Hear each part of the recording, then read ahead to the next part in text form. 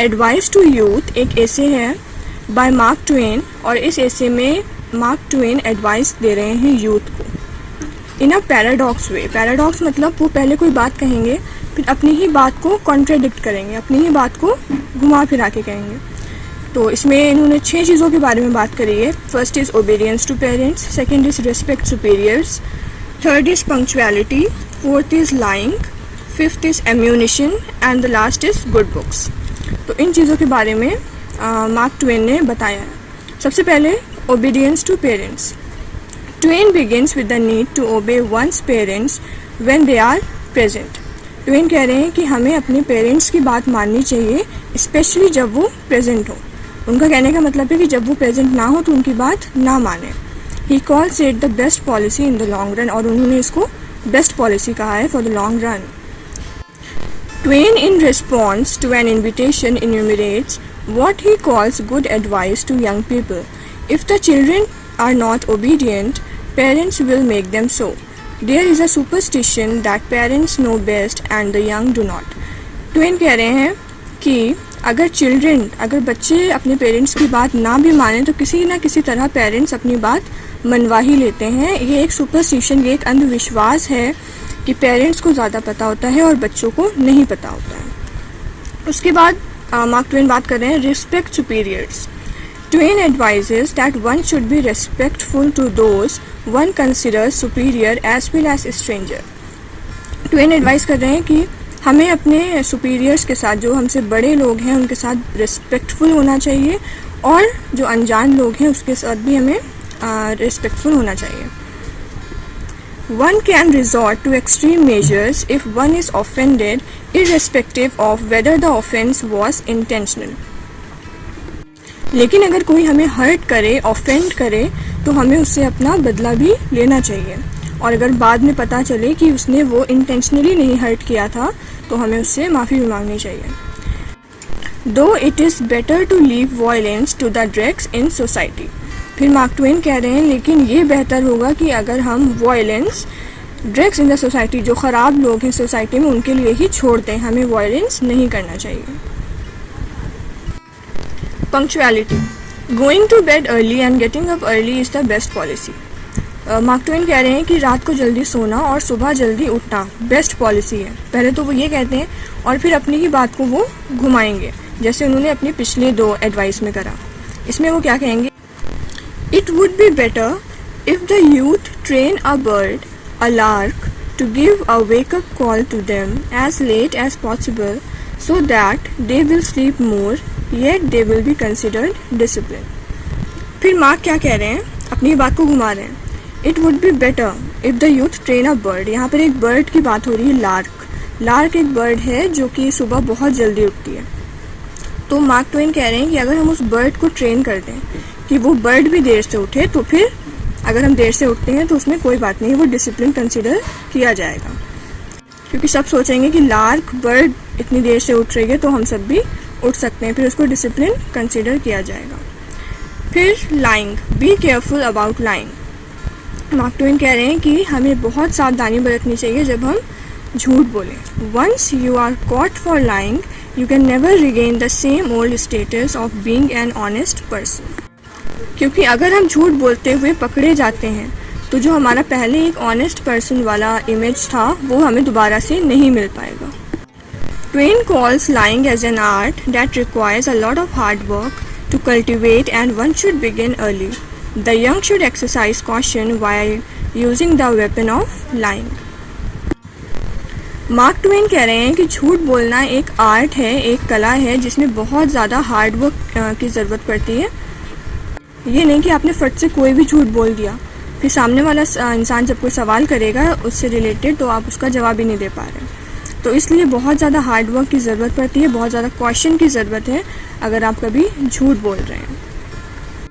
तो indirectly mark Twain यही कह रहे हैं कि हमें सच बोलना चाहिए, लेकिन वो अपनी बात को थोड़ा सा घुमा फिरा के कह रहे हैं। वो एक सरकास्टिक वे में कह रहे हैं, ठीक है, ताकि वो अपनी ऑडियंस के साथ इंगेज कर सके। जहाँ वो स्पीच देने गए हैं वहाँ पे जो यूथ है, वहाँ पे जो ऑडियंस है, वो उसके साथ इंगेज कर सकें। अब अगर वो कहें कि हमें झूठ नहीं बोलना चाहिए, हमें सुबह जल्दी उठना चाहिए, हमें अपने सुपीरियर्स की रिस्पेक्ट करनी चाहिए, तो इट साउंड्स क्वाइट बोरिंग। जो ऑडियंस है वो बोर हो जाएगी, उसको नींद आने लगेगी। तो इसलिए अपनी ऑडियंस के साथ इंगेज होने के लिए वो उसको थोड़ा सा फ़नी बना रहे हैं, थोड़ा सा सरकास्टिक बना रहे हैं, ताकि लोग उनकी बात को ध्यान से सुने। कोई भी पब्लिक स्पीकर होता है तो उसकी सबसे बड़ी क्वालिटी ये होती है कि वो अपनी ऑडियंस के साथ इंगेज कर सके। तो दैट्स वाई मार्क ट्वेन अपनी ऑडियंस के साथ इंगेज होने के लिए अपनी स्पीच को थोड़ा सा सरकास्टिक बना रहे हैं। अब जैसे वो कह रहे हैं कि झूठ बोलने के लिए बहुत ज़्यादा मेहनत की ज़रूरत पड़ती है, बहुत ज़्यादा सावधानी बरतने की ज़रूरत है, तो इनडायरेक्टली वो यही कहना चाह रहे हैं कि आप सच ही बोल दो, सच बोल दो, बात ख़त्म।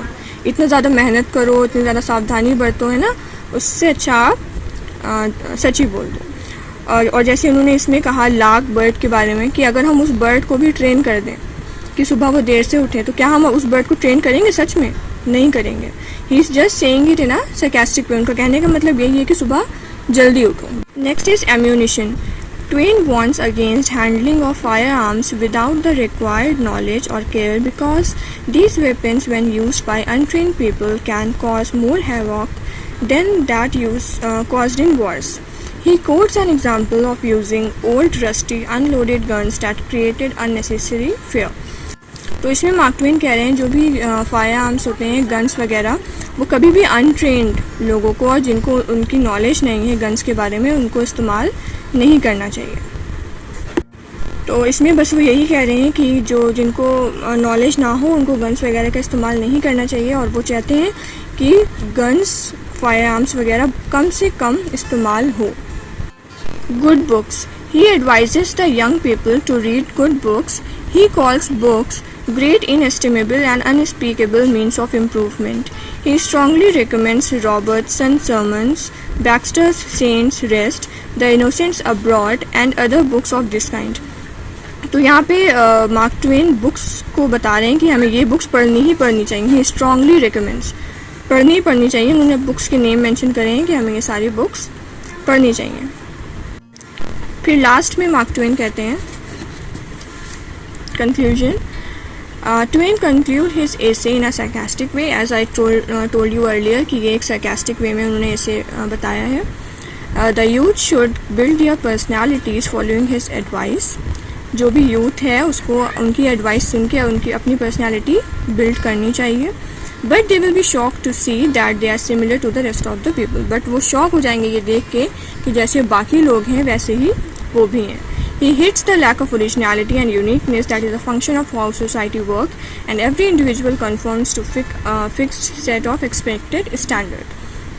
फिर वो कह रहे हैं कि उन्होंने जो भी एडवाइस दी है, जो भी बताया है, ये तो सभी लोग, ज़्यादा से ज़्यादा लोग करते ही हैं ऑलरेडी। तो अगर आपको कुछ हट के करना है, अगर आपको यूनिक बनना है, तो आपको कुछ अलग करना पड़ेगा। You have to be, if you want to be unique, then you have to do something that others are not doing. उसके बाद एसे की कुछ हाइलाइट्स, कुछ मेन पॉइंट्स हैं, वो भी देख लेते हैं। उससे पहले आप जब भी अपनी नोटबुक में लिखें इस एसे को या फिर अपने एग्ज़ाम में लिखें, तो सबसे पहले इस एसे को स्टार्ट करने से पहले मार्क ट्वेन के बारे में 2-3 लाइंस ज़रूर लिख दें, उसके बाद ये पूरा एसे लिखें। ऑल राइट, सो गाइडलाइंस हैं। The author has been asked to give a speech to guide young people. He asked them to obey their parents. Young people must respect superiors if have any. ठीक है, तो author मतलब mark Twain को एक speech देने के लिए कहा जाता है जिससे कि वो यंग पीपल को गाइड कर सकें, यूथ को गाइड कर सकें। He asked them to obey their parents. Mark Twain कहते हैं कि अपने पेरेंट्स की रिस्पेक्ट करो, उनकी बात को मानो। Young people must respect superiors if have any. अगर यूथ के कोई भी सुपीरियर्स हैं, कोई भी उनसे बड़े लोग हैं या अनजान लोग हैं, तो उनकी रिस्पेक्ट करनी चाहिए। Early to bed and early to rise is a wise thing to do. रात में जल्दी सोना चाहिए और सुबह जल्दी उठना चाहिए। According to Mark Twain it is a wise thing to do. One should practise lying in order to not get caught at lying. अगर हम कभी झूठ बोलते हैं तो हमें उसके लिए बहुत प्रैक्टिस करनी चाहिए। Fire arms should be handled carefully by experienced handlers. Fire arms को बहुत ही केयरफुली हैंडल करना चाहिए और वो लोग जो ट्रेन नहीं हैं उनको यूज़ ही नहीं करना चाहिए। The young should read good books. ठीक है, यूथ को अच्छी बुकें पढ़नी चाहिए और स्पेशली वो बुकें पढ़नी चाहिए जो मार्क ट्वेन ने अपनी बुक में मेंशन करी हुई हैं। सो ये था ऐसे advice to youth. In the next video we will discuss multiple choice questions of this essay. Till then, stay tuned, and if you are new to my channel, please subscribe to my YouTube channel and press on the bell icon so that you will get the notification whenever I upload a new video.